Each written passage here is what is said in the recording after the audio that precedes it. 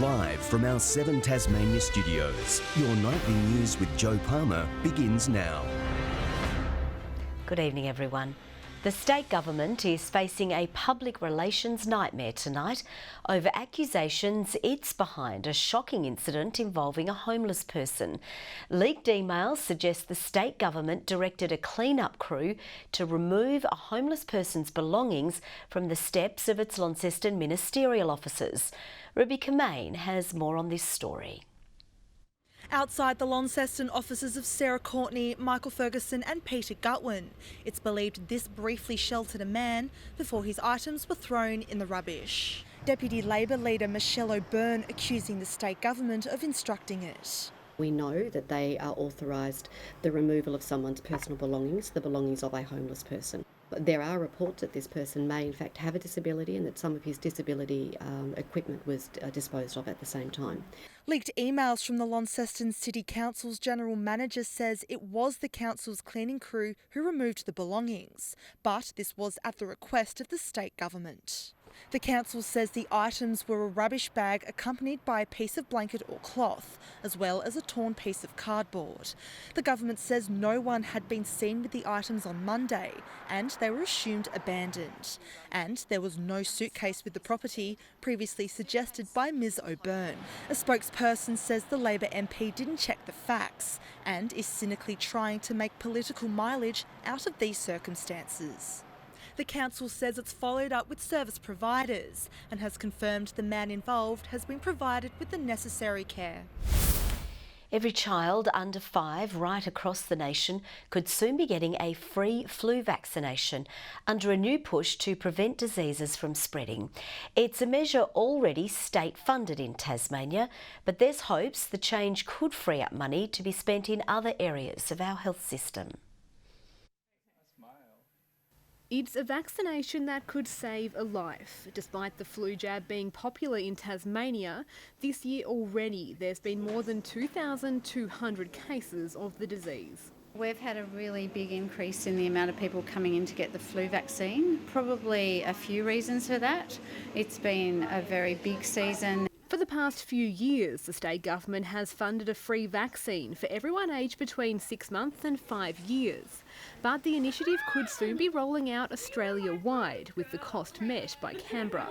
We'd be very interested to understand how that could be rolled out in Tasmania because we've seen too many people affected by the flu, and I know that the hospital right now is dealing with a huge influx of people who are suffering from the flu. Tasmania's health minister said she'll consider the best way to use any savings from the funding changes if the federal government were to take over the initiative. There's already calls for any extra money to go back into funding the rollout of a free meningococcal B vaccination. Hopefully that will push and there'll be some kind of traction at a national level to, get the vaccine put on the national immunisation program or, have it subsidised. Currently, the 4 other strains of the potentially deadly disease are covered by a free vaccine for young people, but hope remains the program will one day expand. It would mean that we'd be saving the lives of Australians and people would not be left with lifelong disabilities. Michelle Wisby, 7 Tasmania News. In Tasmania, the NAPLAN results reveal the state continues to lag behind the rest of the nation in every subject. Of the 25,000 Tasmanians tested, Grade 3 students continue to do the best, but overall scores dropped by the time students reached Year 9. Reading and writing proved to be the state's best subjects, while students struggled with numeracy and spelling.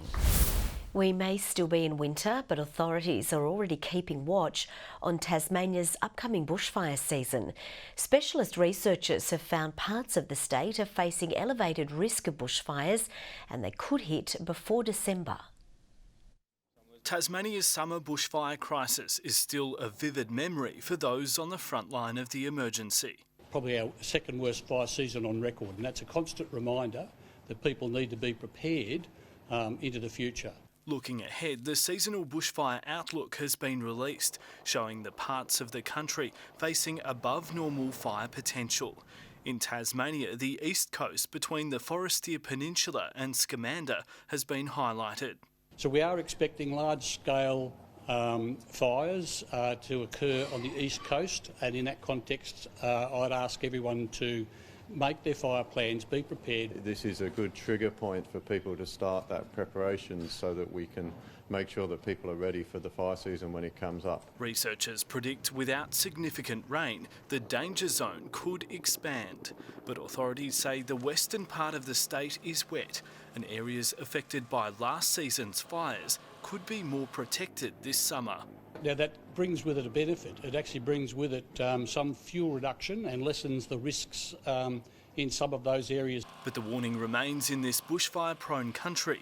Residents should be preparing their plans and properties now. Michael Green, 7 Tasmania News.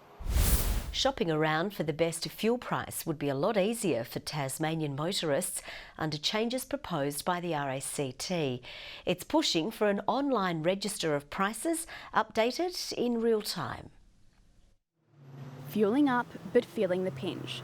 New information from the Australian Automobile Association revealing that Tasmanian drivers are paying up to $264 more per year than other states across Australia. Cost of fuel is increasing across the state, and we can consistently see Hobart and Launceston being the highest priced fuel providers across the nation. Motorists are often told to shop around for the best prices, but the RACT says transparency needs to be improved. Interstate, online real-time pricing has been introduced, ensuring customers can find up-to-date information in a convenient and easy-to-access method. We're calling on the state government to actually legislate to ensure that the fuel providers are providing the real-time pricing so that motorists can make the right decisions when making their fuel choices. But the Small Business Council says any changes shouldn't affect the bottom line for businesses trying to survive. We need to do something that we can lessen the actual price of the petrol in the first place so that those resellers still make a reasonable margin, but it's also more competitive for us as consumers to use. In an effort to improve transparency around fuel pricing, Tasmania has already banned petrol stations from advertising prices after discount, but the peak motoring body says this isn't making a significant change. Whilst we've worked alongside the state government to introduce those changes, we haven't seen a change in fuel prices across the state. Ebony Ablett, 7 Tasmania News. There's a notable omission from the Labor Party's state conference this weekend. The party's new federal leader, Anthony Albanese, won't be making an appearance. He'll be absent due to international travel. Instead, Opposition Treasurer Jim Chalmers will make the keynote address alongside State Leader Rebecca White. A dedicated animal lover who's spent almost half a century advocating for the care of animals has been honoured in a very special presentation today. 92-year-old Mona Foster was there when the South Hobart Cat Centre opened its doors in 1974 and has been contributing to Tasmania's animal welfare sector ever since. In recognition of her contribution, a plaque was unveiled, thanking her for decades of hard work. She's got a whole world of wisdom behind her. And I liken it to, that she's the foundation of what a great organisation is. The Tasmanian Governor was also formally welcomed as the centre's new patron. Devonport could soon be losing one of its tourist attractions after the city's council voted in favour of selling the Julie Burgess ship. Expressions of interest are now open for the iconic vessel after large losses and a lack of demand forced the sale. It's rough seas ahead for the Julie Burgess, which could set sail in the Bass Strait for the final time this year. The 1936 vessel has been put up for sale by the City of Devonport Council after failing to attract enough tourists. The former cruise ship vessel was restored and repurposed to take passengers on sailing trips through the Bass Strait. But high maintenance costs and a reliance on volunteers have made the venture untenable. A tough decision to make to investigate the possibility. There were actually 3 options put forward that we're going to look at. If the council can't find a buyer, it's also looking at giving the JB away to a like-minded organisation or leasing it to a company that can make the business model work. A lack of marketing has been raised as a possible reason for dwindling tourist numbers. I guess that maybe we haven't been able to do is to encourage people who come to Tasmania, come to the region, to investigate the JBs. Devonport City Council says the decision to sell the ship hasn't been an easy one. Julie Burgess is one of the last surviving sailing vessels used for fishing in the Bass Strait. But with losses amassing almost $65,000 a year, it's hard for the council to justify its continued operation. While the direction of sail is uncertain for the Julie Burgess, tourist trips on the vessel will run from October.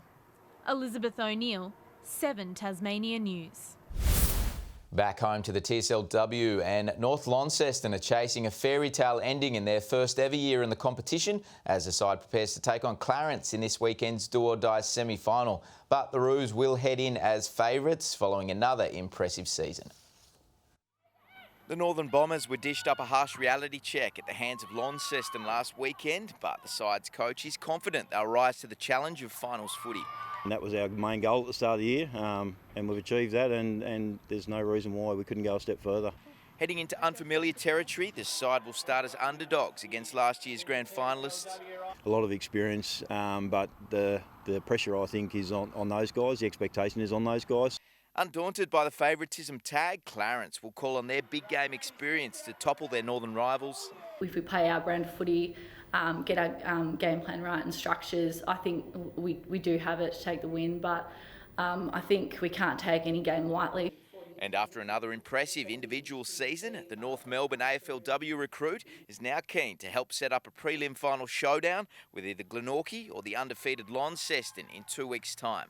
This is the first probably year in a while that we've had 4 really competitive teams in finals, so not only makes it quite interesting, but to see the calibre of players coming through is really great as well. The opening bounce is at 12 p.m. this Saturday at Blunston Arena.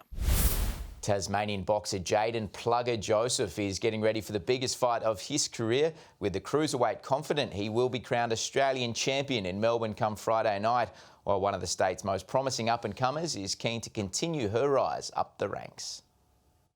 Having already won and lost the title last year, it's been a long road back towards securing another shot.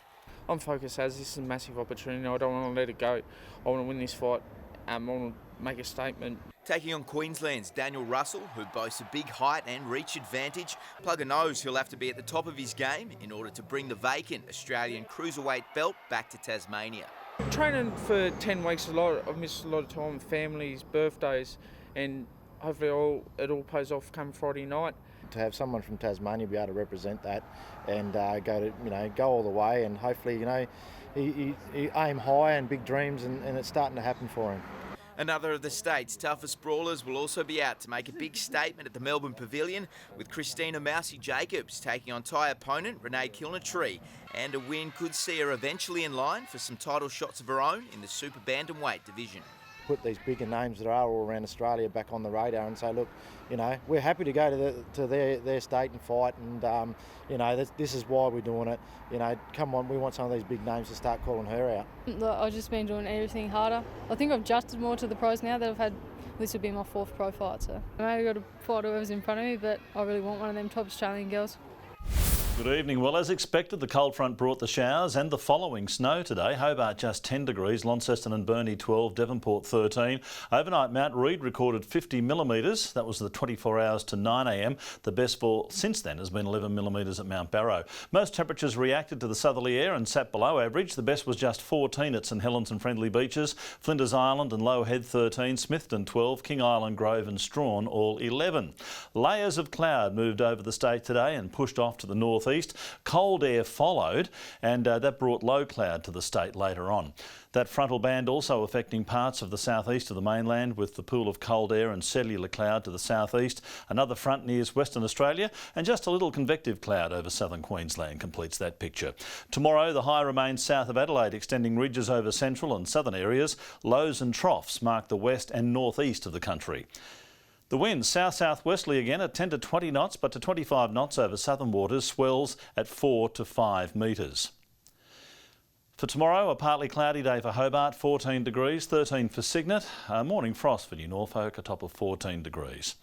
Launceston a -2 to start the day, a sunny afternoon and 14, 12 for Devonport. Morning frost for Campbelltown, -3, 13 the top. Burnie expecting a high of 13 after a cold start, 11 for Strawn with an early shower clearing, partly cloudy for Smithton. St Helens tomorrow, mostly sunny and a top of 13. 15 the high for Swansea, Fingal a top of 14 degrees. On Friday, fine apart from a possible light morning shower over the south coast, partly cloudy again over the north with the slight chance of a shower on Saturday, fine and sunny over the south and east. Showers developing and creeping over the west, central and north on Sunday and maybe later over the south and northeast of the state. A late storm forecast for Perth tomorrow, sunny and 15 in Adelaide, cool but fine in Melbourne. A shower forecast for Canberra and Sydney and a possible storm over Brisbane.